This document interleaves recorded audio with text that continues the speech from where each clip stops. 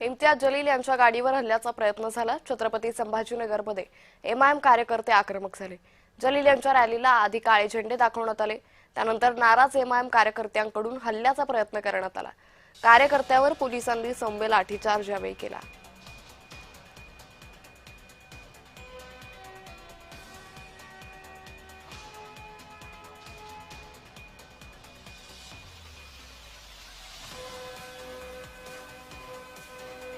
तर इम्तियाज जलील यांच्या गाडीवर हल्ल्याचा प्रयत्न करण्यात आला। कार्यकर्त्यांवर पोलिसांनी सौम्य लाठीचार्ज केला आहे।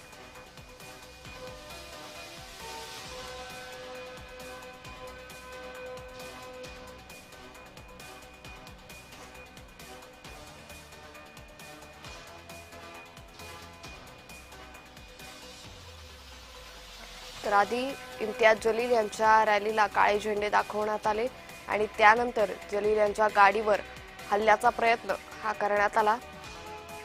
तर कार्यकर्ते यावेळी आक्रमक झाल्याचं पाहायला मिळालं होतं। त्यानंतर पोलिसांनी या नाराज कार्यकर्त्यांवर सौम्य लाठीचार्ज केला।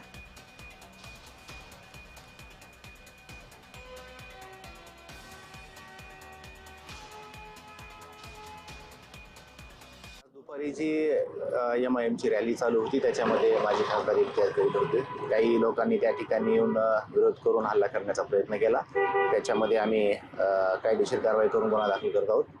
ज्या ज्या लोकांनी अशा प्रकारची कृत्य केलेली आहे त्या सगळ्यांना आयडेंटिफाय करून त्यांच्यावर कारवाई करून अटकेची कारवाई करत आहोत। कोणी अशा प्रकारचे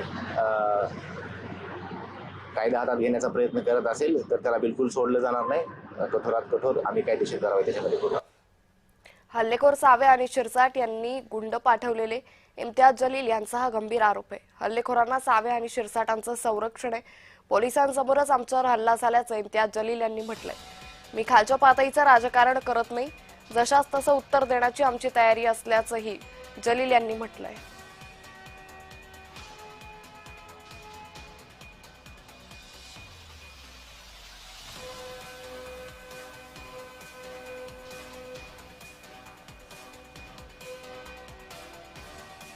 तर हल्लेखोर सावे आणि शिरसाट यांनी गुंड पाठवलेले असा आरोप इम्तियाज जलील यांनी केलेला आहे।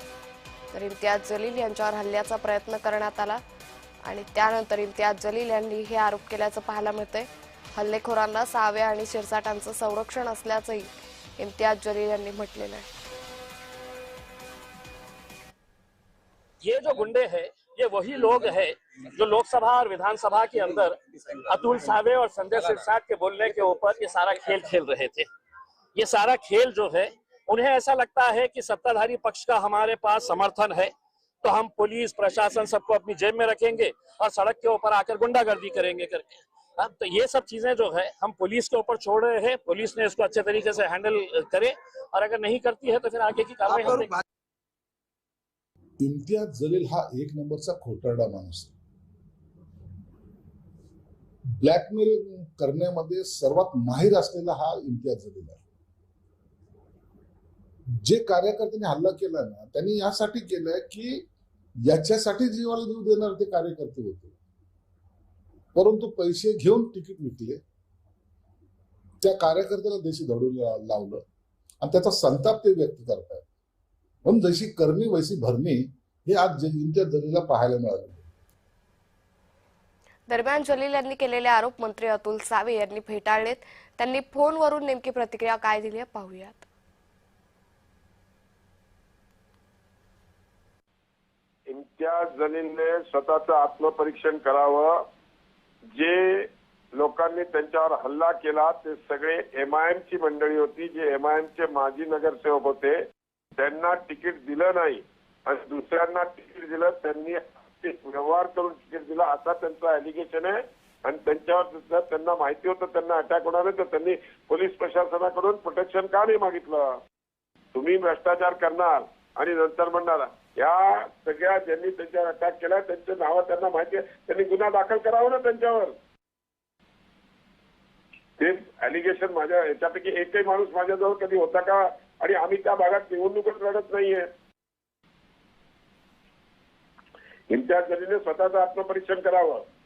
की भ्रष्टाचार करून जर तुम्ही तिकीट दिली तर तुमचे लोक नाराज होणारच आहेत ना तुमच्यावर.